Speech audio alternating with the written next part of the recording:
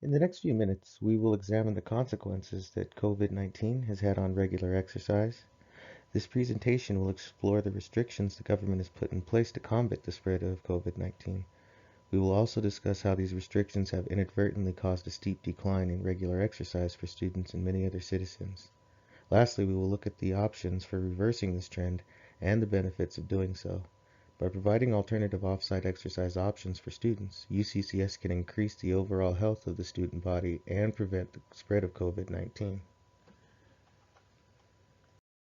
According to Merriam-Webster's dictionary, COVID-19 is a mild to severe respiratory illness characterized by fever, cough, and shortness of breath, and can progress to pneumonia and respiratory failure.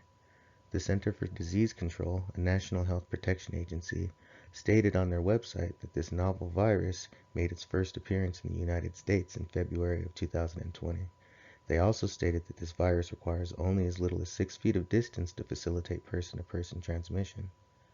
The CDC also indicates that in addition to being readily transmissible, this virus is especially dangerous to elderly persons or people with previous conditions. Kusa, a writer for 9 News, informed Coloradans that due to the volatile nature of the virus, the government had set in place many restrictions intended to curb the spread. These restrictions included limitations on all non-essential travel, stay-at-home orders for Coloradans and many others, and shutdowns of all non-essential businesses, schools included.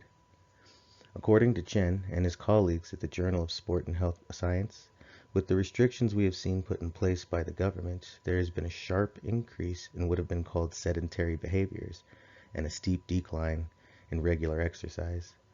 Merriam-Webster defines sedentary behaviors as behaviors that do not involve a lot of physical activity. The top graph, provided by the University of Texas, shows the amount of travel in their state prior to the outbreak and the amount of travel after the outbreak.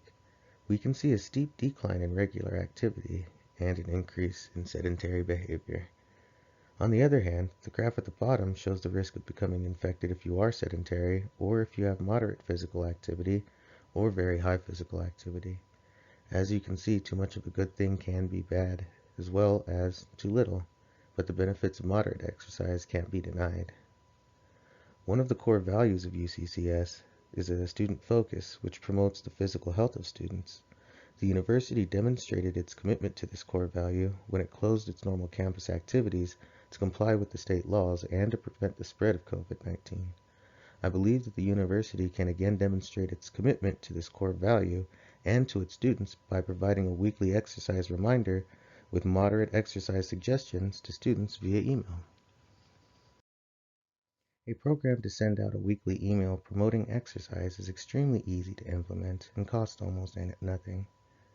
Stephanie Hannenberg, the director of the Health and Wellness Center, or one of her staff members have the ability to put together exercises that students can safely perform at their homes. Since the exercises can be done from home, the staff member that creates the recommendations can also take pictures giving examples how to perform the exercises. The next step would be to create the document to be sent. To do so, we would need all the pictures and exercise information available, and we provide it to an expert in writing, such as Melanie McMichael, to create a cohesive and appealing document. And once completed, it would be able to be sent. The last step would be to send it. Unsolicited advice can sometimes be perceived incorrectly, so it would be important to gain permission from students before sending a weekly exercise reminder. Another interesting option for exercise can be as simple as turning on the TV. According to a child study by Dos Santos, Bredenhoff, and Montgomery from Global Pediatric Health, playing video games can sometimes be as effective as light exercise.